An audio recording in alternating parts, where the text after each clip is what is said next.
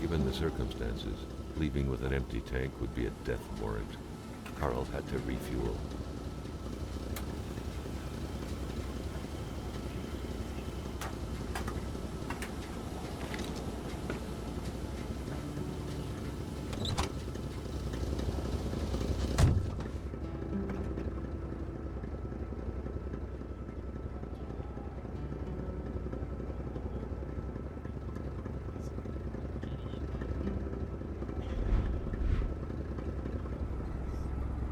With this list, all that was left to do was to sort out the bandits and the honest citizens. He had to search the village.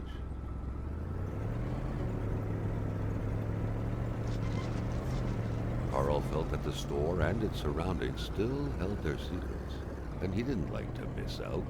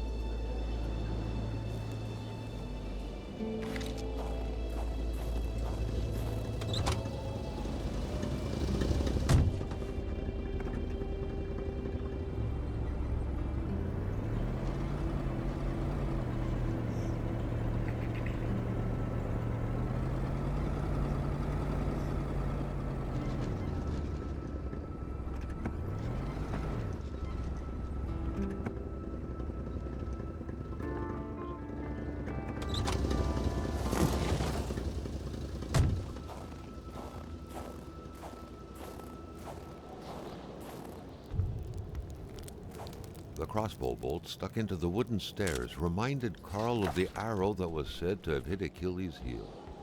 But who was the intended Achilles this time?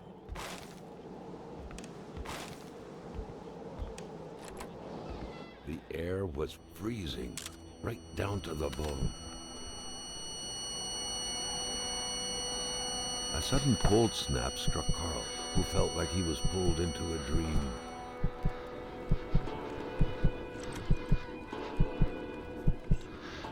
Something was hidden under the stairs.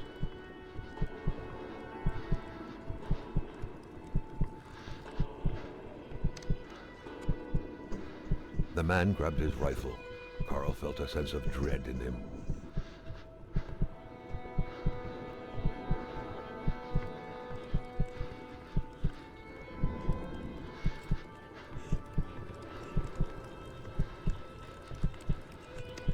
Perhaps their spousal relationship had been cooling down lately. It seemed like secrecy was commonplace in this house.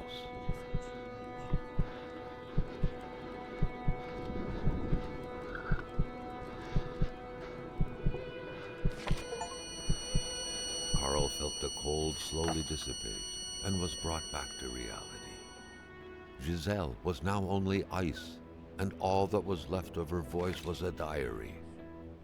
She confided in this diary, amongst other things, the tragic story of a young woman, a victim. Was this what she was hiding?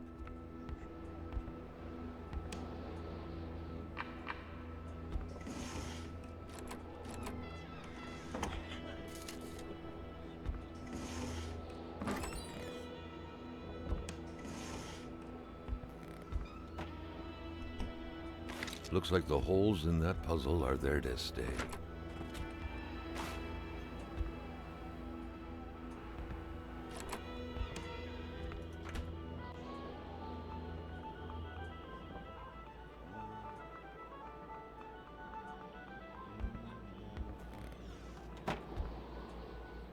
Carl had seen that kind of safe before.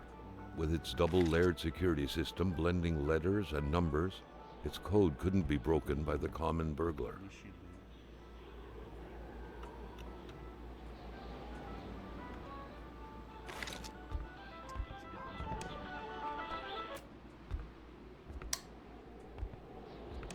What a mess! Clearly, there was some major revamping work underway here. The place looked barely habitable.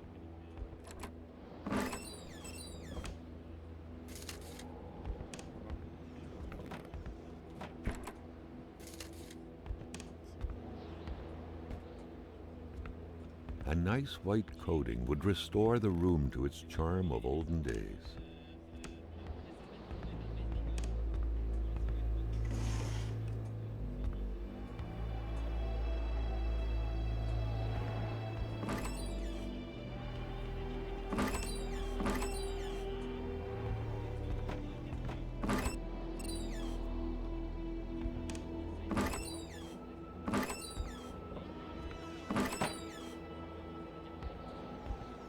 That window had seemingly been left open for a while, Carl thought. Given the punishing weather, it couldn't have been intentional.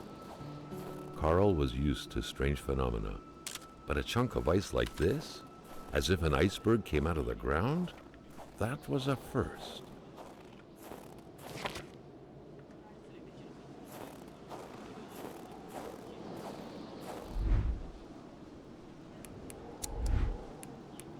Carl, like many of his contemporaries, felt like he had more trouble breathing when he wasn't smoking. Cigarette was his own personal breathing assistant.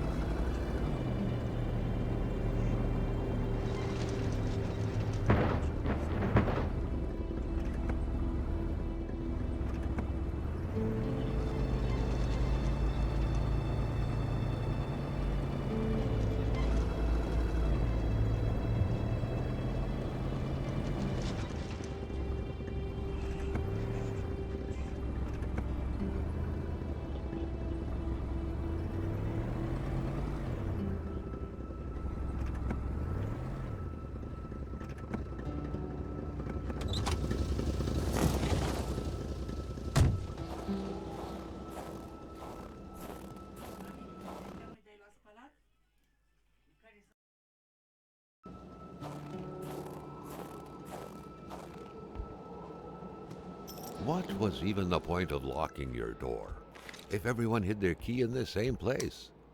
Carl was starting to feel like his investigator life lacked challenge. The house smelled like incense, the kind that reminds you of the good Lord, of peace.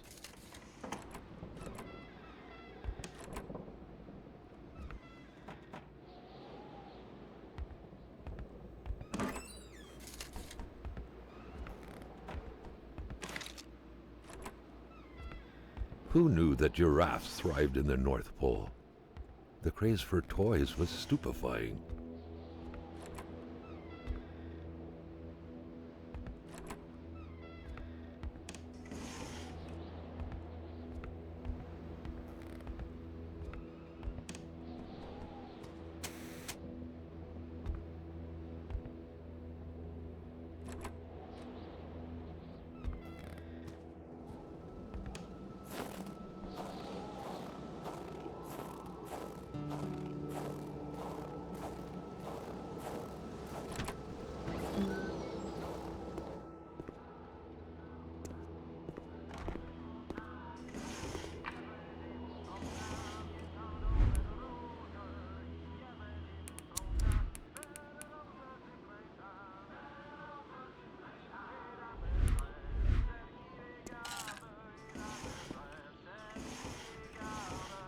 A true Catholic always strives to keep lowly temptations at bay.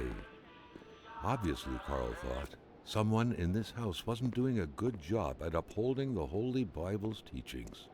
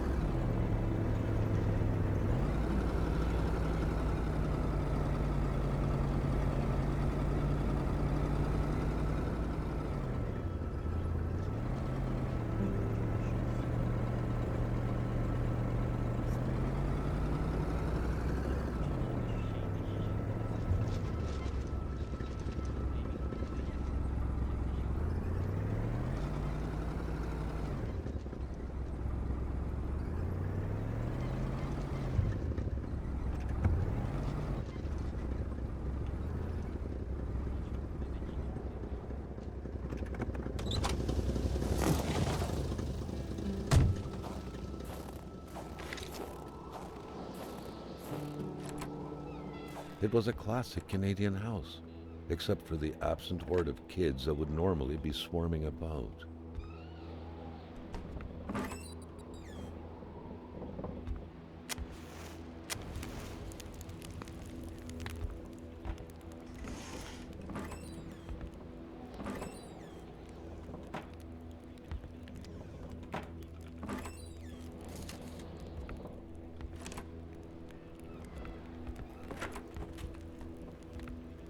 The photograph was snapped not too far from here, Carl noticed.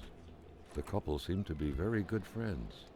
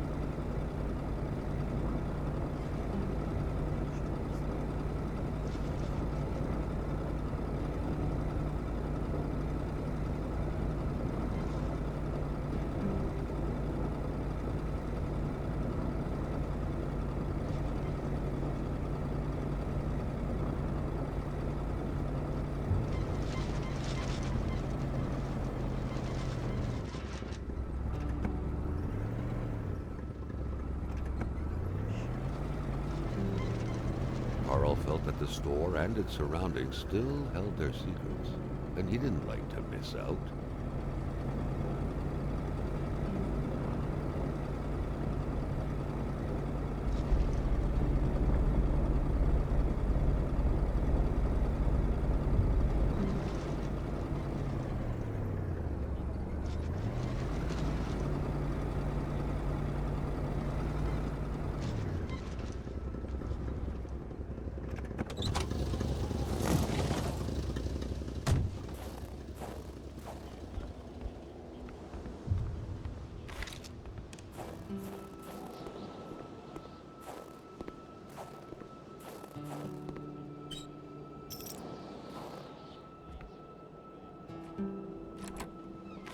In spite of Dr. Beaupre's goodwill, the place didn't look much like a physician's office.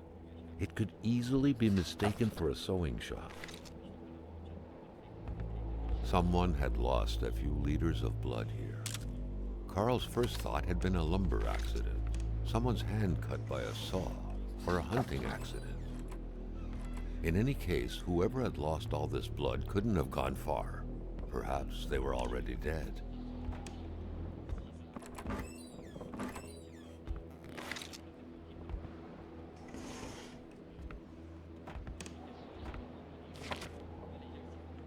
A communist manifesto. Only a few years ago, this type of allegiance meant prison time. And even at present, the Western world was very wary of the Soviet threat. Why would the doctor own such a book?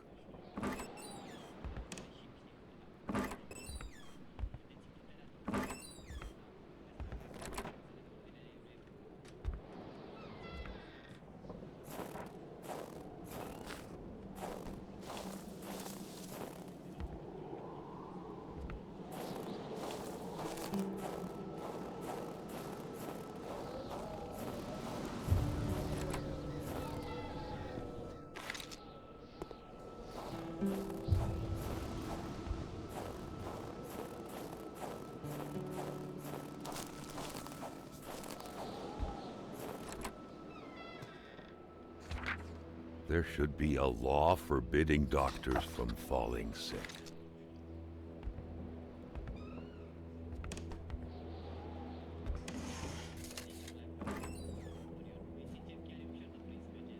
For the one-eyed, or for other vision problems, the eye patch was the way to go.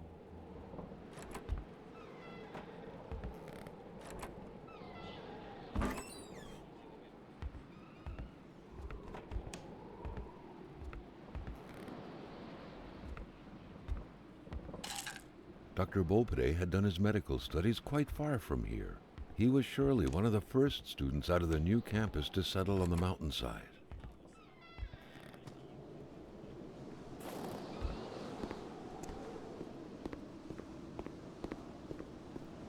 Great care had to be taken searching this place full of oddities. Everything was important. The decor itself told a story.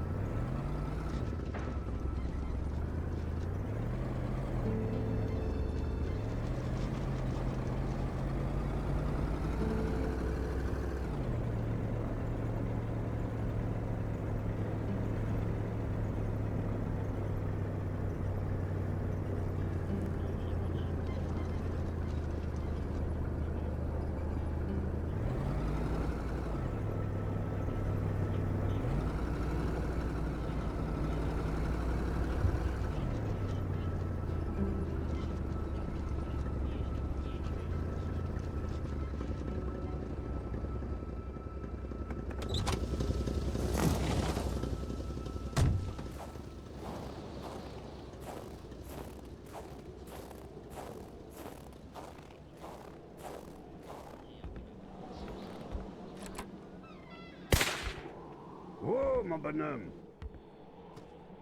Je m'attendais pas à ce qu'un étrange retentisse par ici. Moi te dire, je prends plus de chance depuis que ça roule dans ce bout-là. J'ai ma carabine au bout du doigt, et puis bang, bang, bang, si ça s'approche. Gadon, ça ouvre l'appenti. Prends-la, je m'en fous. Perds ton temps dans mes déchets tant que tu rapportes du caribou.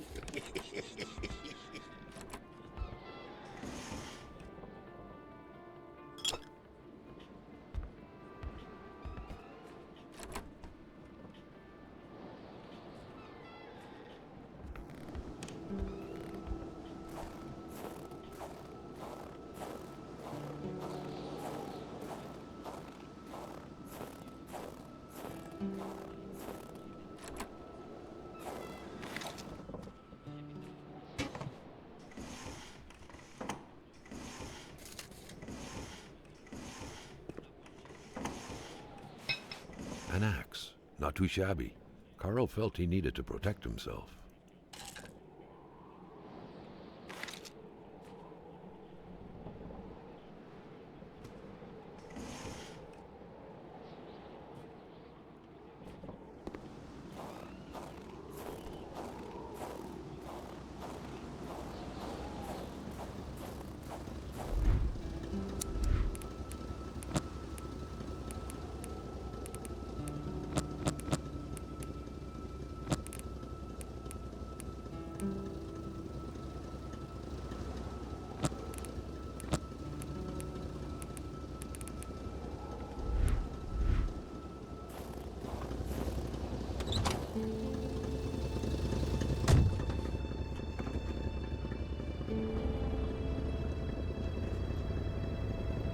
There was so much in this cabin to enrich body and mind. Carl couldn't leave empty-handed.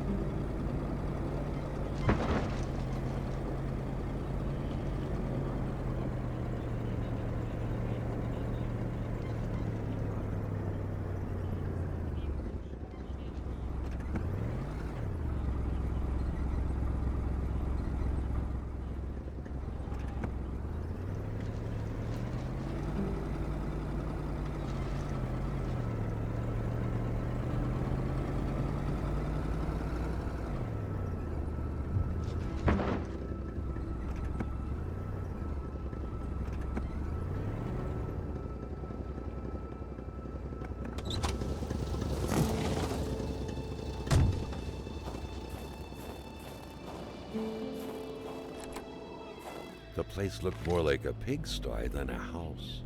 A heavy stench of curdled milk, cheap alcohol, and boiled cauliflower filled the air. Rock music invaded the minds of men even in the remotest of places. The man didn't own a turntable, though, so there's that going for him. Ré Jean Blouin. Seems like that pig had a name after all.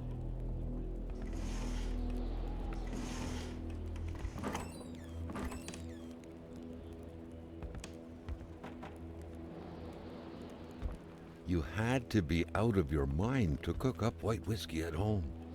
The all-surrounding stench of alcohol alone was probably enough to gas a man to death.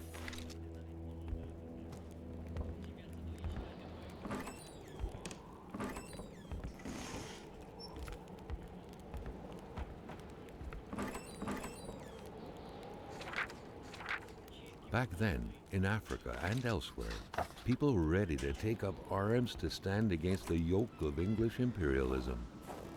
In Montreal, mailboxes were blown up, abductions were carried out, and violent manifestos were distributed to media outlets. But around here, in the great northernmost, all a man could do is curse out loud against a faraway evil and pray for the revolution to arise. That man, by any reckoning, was from that very stock. If Carl had at any point wished to get his hands on some caribou, he couldn't have wished for better than a distillery like this one.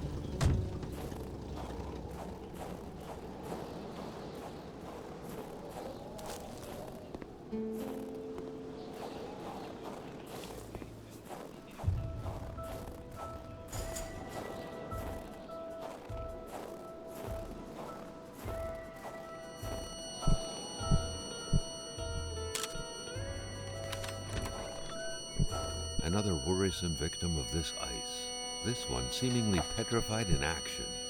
The poor man, before being frozen solid, seemed to have been defending the entrance to his cabin.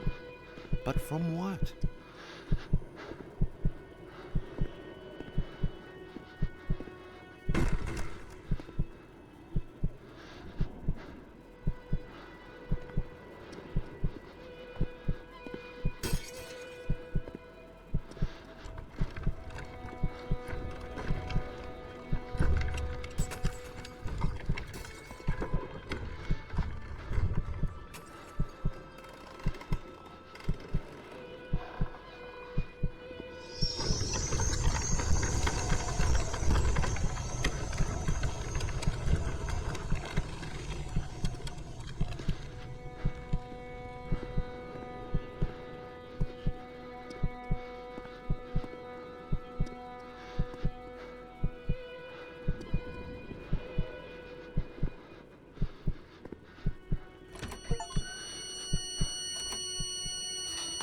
Something very important must have been in there for the man to take such time and effort to hide it. But Carl didn't know how to reach it.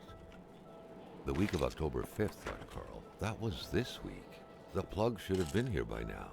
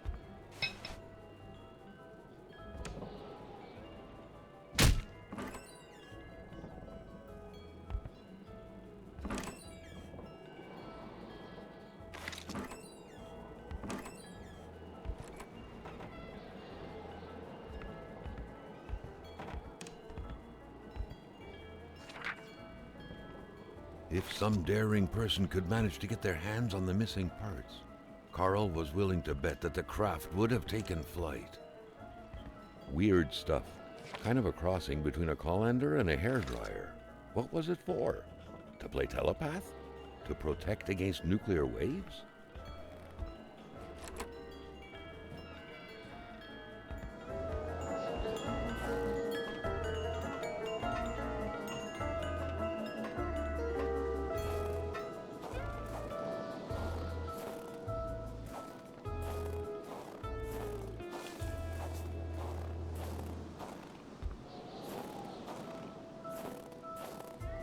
By following the plan, Carl was led to believe that the snowmobile's parts had to be scattered about in the vicinity.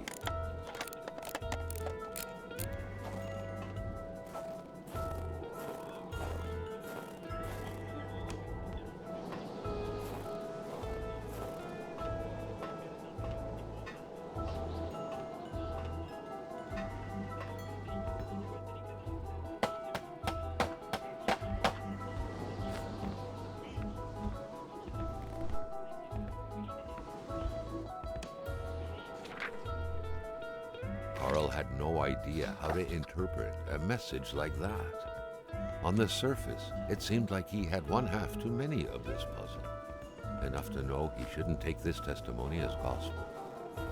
The entire thing, being some punishment for a murder committed by Hamilton, seemed like an outlandish theory. Carl was doubtful.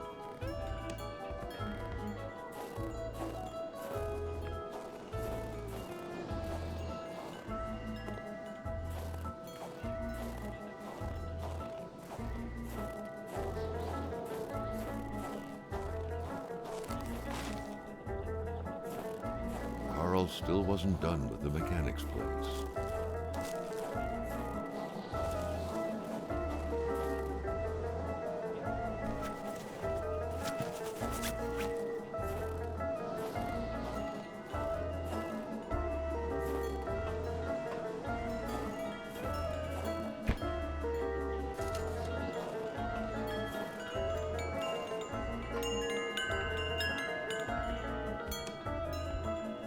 Nice catio.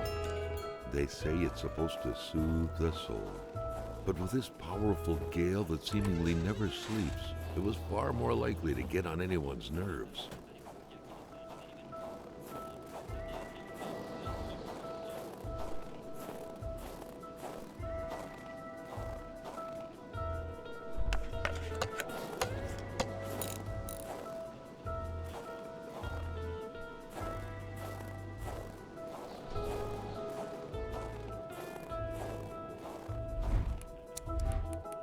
Carl wondered how long he would have to endure this skin-stinging cold.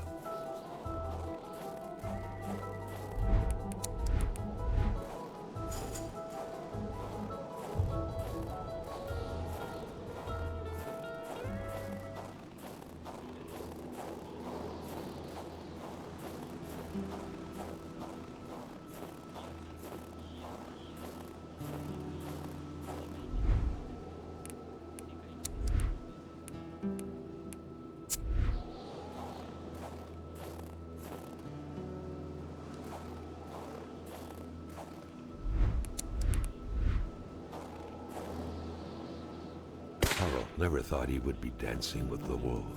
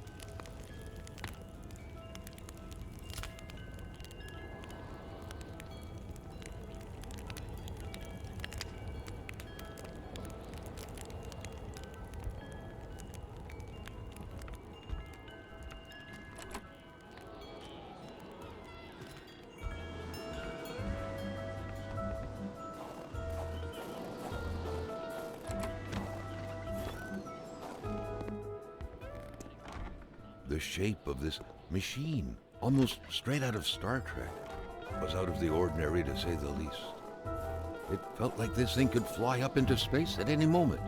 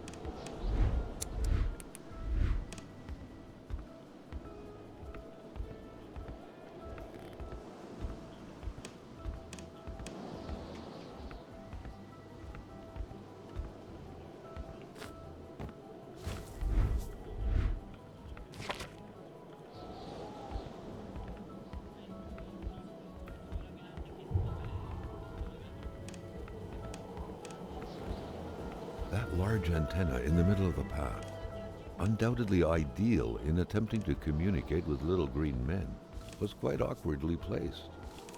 There had to be a lever to control it, maybe behind it. Carl would have to figure out how to reach it.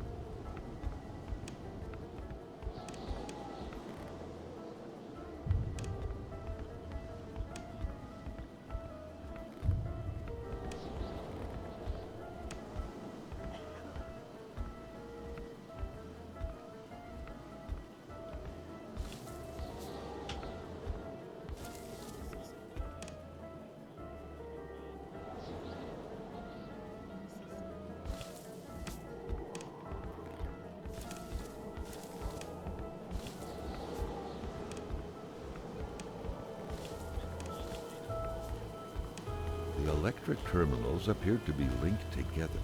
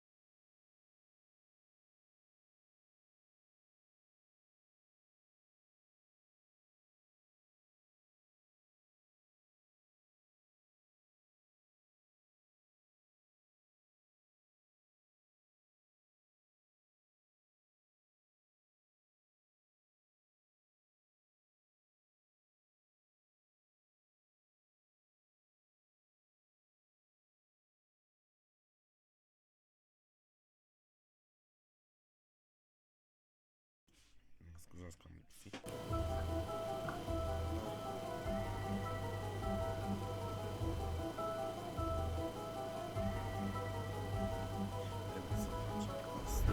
But for what purpose?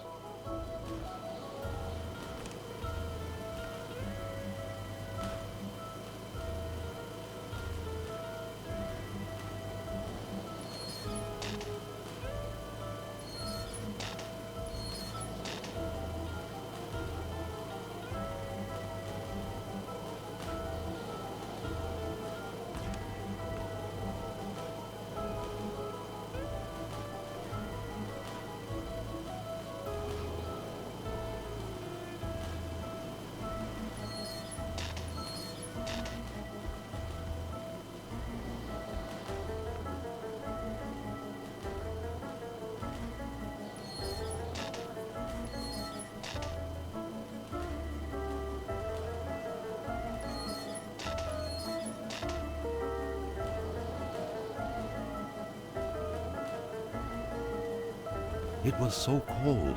Already, Carl did not feel his toes anymore.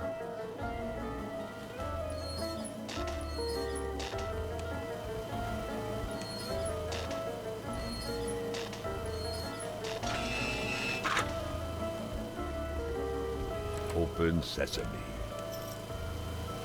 So that's where the generator key was hiding. All that was left was to use it. At last, so big an effort for an oh so tiny piece of metal.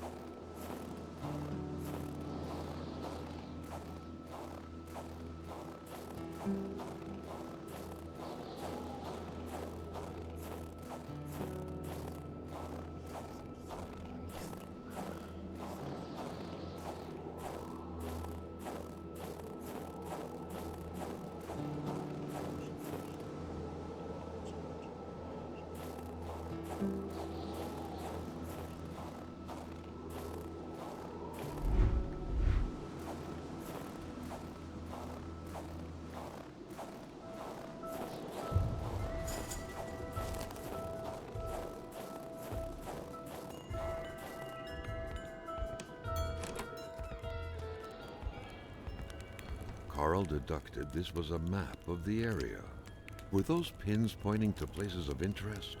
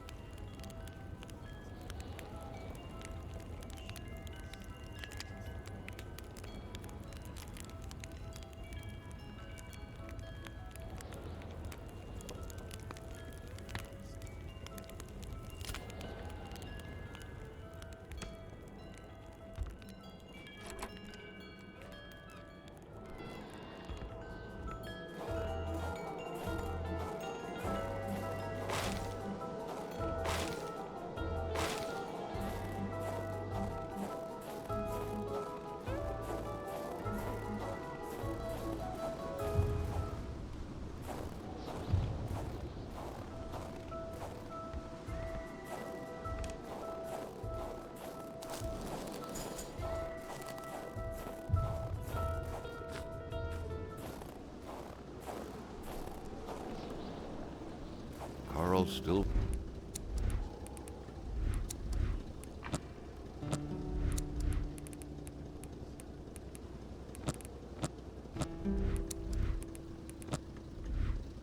wasn't done with the mechanics place.